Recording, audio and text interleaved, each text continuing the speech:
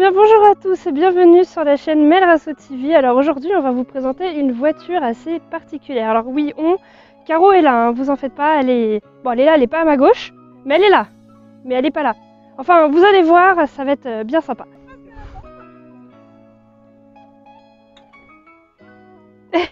Bah alors, toi aussi t'as pété?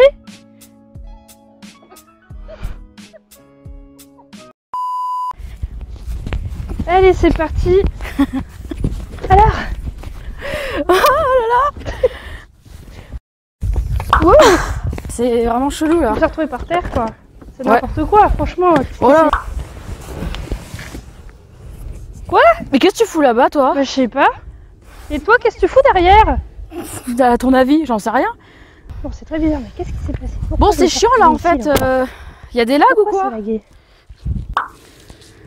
Mais qu'est-ce qui te prend? Bah écoute, Tu me donnes des coups de pied comme ça? bah faut croire que ça lag, j'étais là-bas. Y a un problème de réseau là, non? T'as vu dans le bled qu'on est Bon bah vas-y, on va re-rentrer à nouveau, on va voir si ça marche mieux. Ça a l'air d'être bon. Ah! Écoute. Cool! Ok.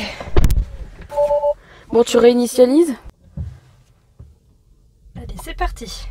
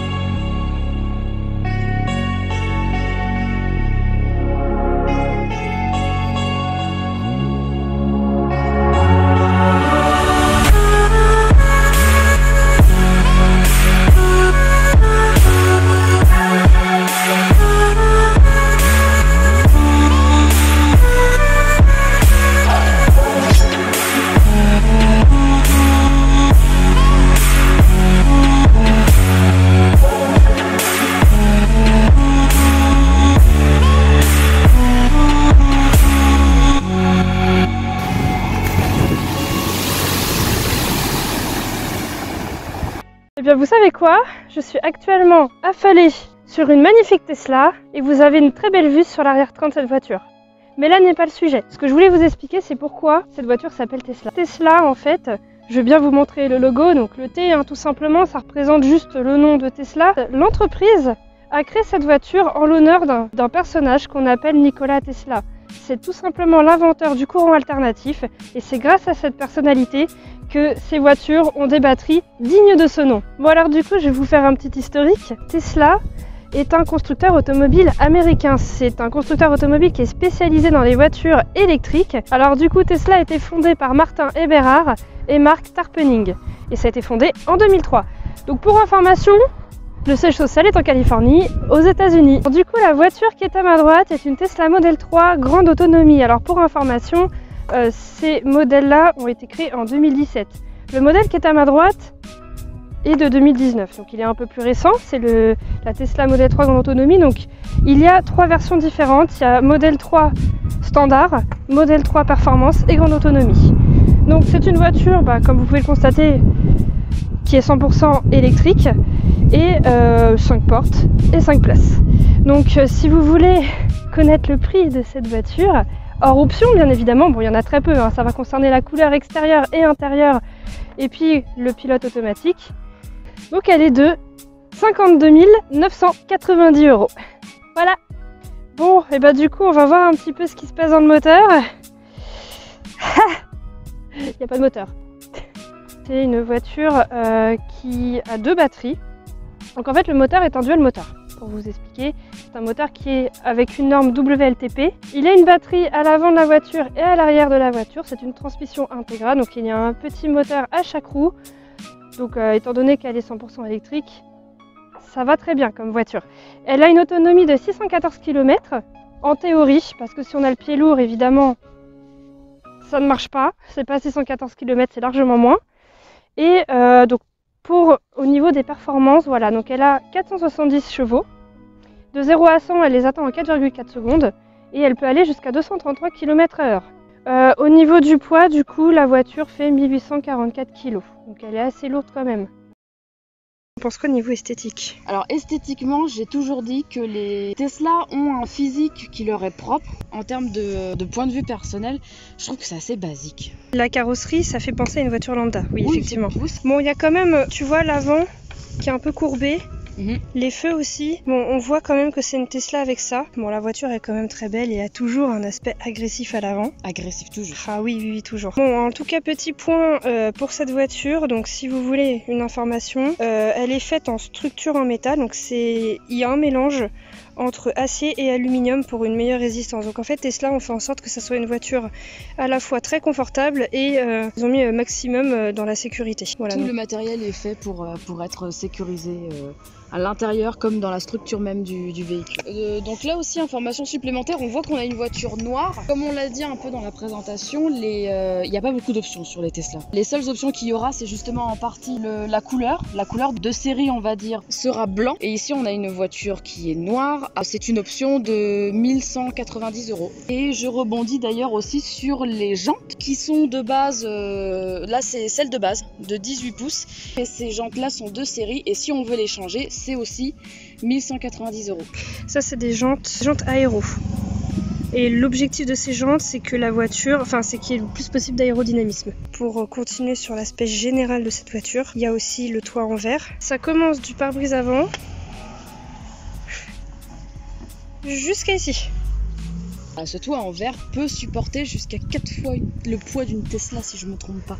C'est bien ça, oui, exactement. Notons-le, à l'inverse, le toit en verre est très mastoc. Par contre, c'est du simple vitrage sur le reste. Ouais, alors c'est pour la version de 2019. Après, les versions récentes sont du double vitrage. Donc les clignotants se mettent ici. Et je remarque aussi les petits radars qu'il y a ici. Petite information, les radars avant peuvent porter jusqu'à 160 mètres pour la sécurité de la conduite. Oui, je confirme. Donc il y a des caméras de partout sur cette voiture. Oui, complètement. À l'avant, sur les côtés, à l'arrière. Et on est bien filmé quand on s'approche de la voiture et que on n'a pas les clés. C'est très impressionnant d'ailleurs. Le truc qui est assez particulier sur cette voiture, c'est les poignées. Oui. Pour l'ouvrir, il faut appuyer et tirer. Petite information aussi qui est rigolote, c'est pour ouvrir la voiture, on a une carte du coup et la carte on la met ici. Voilà une manière d'ouvrir une Tesla aujourd'hui. Ça, là tu vas la fermer. Je viens de la fermer. Et la seule chose qui annonce qu'elle est fermée finalement, c'est le rabais des rétros en fait. Il n'y a rien d'autre qui nous l'annonce. Par où on recharge la Tesla? Par ici. Petite pression. Surprise! Et voilà, petit logo bleu. Alors le petit logo, je crois qu'il change de couleur quand on la charge. Oui, quand on charge, il est vert. On peut la charger sur les superchargeurs Tesla. Donc si je me trompe pas, il y en a plus de 25 000 au monde. Bon, cette Tesla peut se charger sur 3 autres chargeurs qui ne font pas partie de Tesla. Alors, c'est parti. Alors ressenti intérieur avec Caro.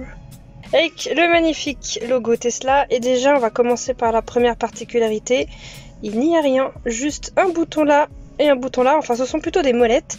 Donc généralement ça c'est pour régler le son et puis quand on se sert de l'écran à côté ça nous permet de faire les réglages des rétroviseurs gauche et droite et aussi régler la hauteur du volant. Donc bon ça vous allez dire c'est de base mais non, c'est juste pour les clignotants et mettre le produit essuie-glace.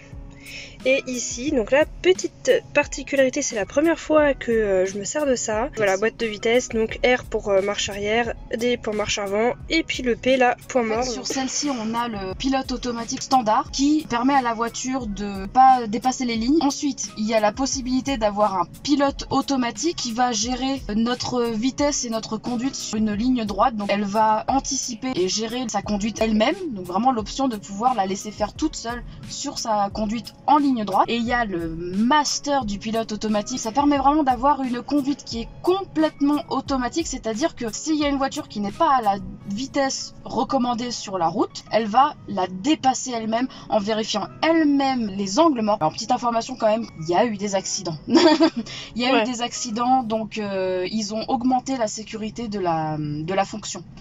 D'ailleurs, oui, effectivement, pour vous les amis, est-ce que vous pensez que c'est une bonne chose ou pas, le pilotage automatique dans une voiture? Alors du coup, je vais vous montrer un peu l'écran. Donc déjà de base, c'est un écran de 15 pouces. Il n'y a que ça sur le tableau de bord. Pour contrôler la voiture et tout ce qui se passe à l'intérieur et l'extérieur de la voiture, c'est l'écran. Tous les réglages de base qui se passent via ce petit logo de voiture. Donc ici, on peut régler via cet écran les rétroviseurs et le volant. On peut régler l'éclairage, la conduite. Il y avait la conduite confort. Plein de réglages... L'autopilote se règle aussi ici, donc c'est ce qui nous a permis d'indiquer que nous pouvons éviter les franchissements de ligne. Ici, donc on avait mis assistance. Et via cet écran, donc on peut ouvrir le capot avant, le coffre arrière. On peut même, je crois, ouvrir la trappe pour charger la voiture. On peut verrouiller la voiture aussi de l'intérieur et on peut ouvrir la boîte à gants ici. Waouh! Bon bah là il y a la gestion de la musique. Là il y a la caméra. Donc là ce qui est intéressant dans cette voiture c'est qu'il y a la caméra orientée qui fait donc du 360 degrés, donc on peut vraiment tout voir. On peut tout voir hein, vraiment. Ça c'est les angles morts, c'est des caméras qui sont là juste en dessous, donc ça montre les angles morts. Ouais. Ici donc on peut régler les essuie-glaces, bon c'est en automatique. Et on peut donc gérer aussi la batterie. Donc voilà, nous on a 195 km d'autonomie. Si on charge la voiture, donc nous on met faire le plein jusqu'à 80 km si on fait des petits trajets. Si on fait un énorme trajet, un gros voyage, on peut remplir au maximum. Puis il y a les s'échauffants, il y a la climatisation. Ouais, et puis la navigation bien sûr, quand on affiche un trajet, peu importe, si vraiment on va dépasser le kilométrage ici, donc si on va vider la batterie de la voiture, elle va nous faire un trajet vers une borne directement. Moi ce que j'adore dans cette voiture c'est vraiment la sonorité quoi. La seule chose qu'on peut entendre c'est le sol, le contact entre le bitume et les roues. Ça c'est vraiment très appréciable effectivement. Alors c'est vrai que moi au départ j'aimais bien entendre le bruit du moteur, surtout quand il s'agit d'une sportive, elle a quand même 470 chevaux. Et au final, une électrique 470 chevaux, nom de Dieu que ça y va. Wouh! Alors l'accélérateur ça marche comme du beurre. C'est d'une sensibilité incroyable et très réactif. Alors faut pas appuyer fort là sur le coup. Là, t'appuies fort. Dans 2 km. Très bien aussi, c'est quand tu lâches l'accélérateur, elle freine toute seule. Et le frein, moi je trouve qu'il est vraiment beaucoup trop dur. Tellement agréable qu'on se rend même pas compte de la vitesse où on roule. Est-ce que vous êtes pour la voiture électrique ou vous êtes contre? Moi personnellement, je vais donner mon avis. Je vais commencer sur... N'hésitez pas à donner votre avis dans les commentaires sur YouTube. Moi de base, j'étais vraiment mitigée, j'étais moite-moite. Pourquoi? C'est pour une histoire complètement con, étant donné que je suis passionnée d'automobile. J'adore les voitures de sport. Et qui dit voiture de sport, qui dit le bruit du moteur, le bruit de l'échappement. Et moi j'étais un peu frileuse à ce niveau-là, me dire mince, tu roules dans une voiture aussi puissante, t'entends pas le bruit du moteur. C'est tellement bizarre. Du coup j'étais un peu mitigée, mais étant donné que j'adore la technologie et que je trouve que c'est quand même une bonne chose aussi électrique dans le sens où c'est écologique parce que ça émet pas de dioxyde de carbone. On va pas parler des batteries, hein, c'est voilà. Écologique. C'est une autre histoire. Après avoir testé la Tesla, aujourd'hui, j'ai envie d'en acheter une. Alors, ça paraît bête, mais la puissance que ça génère est totalement différente d'une voiture thermique. C'est-à-dire qu'une voiture thermique a des rapports à passer, une voiture électrique n'a pas de rapport, donc elle est obligatoirement plus puissante. Alors, quand il y a 470 chevaux, bien sûr. Je suis pareil, je suis partagée aussi. J'aime bien le thermique parce que bon, on s'y est habitué aussi. C'est bizarre aussi de plus avoir à passer de vitesse avec une électrique ou avec des voitures thermiques automatiques. De plus en plus, je m'adapte je m'habitue à l'électrique. Elle est de plus en plus présente sur nos routes.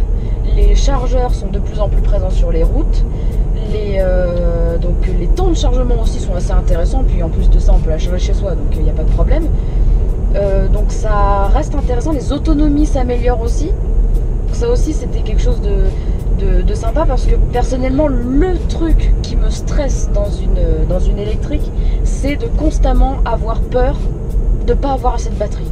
Constamment. La moindre chose que tu fais dans une voiture électrique, que tu mettes un petit peu de climatisation, que tu mettes la musique, que tu conduises un petit peu énergiquement, tout ce que tu vas faire, ou ne serait-ce que le fait que l'écran lui-même soit allumé, va consommer de l'électricité. Et en fonction de comment ça l'utilise, ça me stresse et j'ai peur que d'un coup la batterie a piou.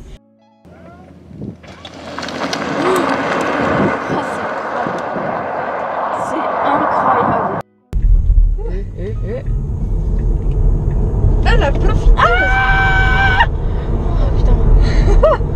Oh putain. Ah oui, je comprends mieux le frein dur que tu me disais. Quand on appuie sur l'accélérateur, on a l'impression d'appuyer sur du beurre, ça répond parfaitement à la vitesse qu'on souhaite. Mais vas-y, bouge papy là. Oh. Je disais, on est calme dans une Tesla. Oui. On se sent bien. Elle est une très bonne tenue de route. Ah ouais, c'est vrai. Elle tient bien au sol, hein. Ouais. Je pense que tu peux vraiment faire ce que tu veux avec. Oui, il y a de grandes chances. Bon, par contre, évidemment, faire un demi-tour avec cette voiture, elle est un peu grosse, hein. Un peu grosse, le rayon de braquage est un petit peu important. Mais on lui en veut pas, c'est normal.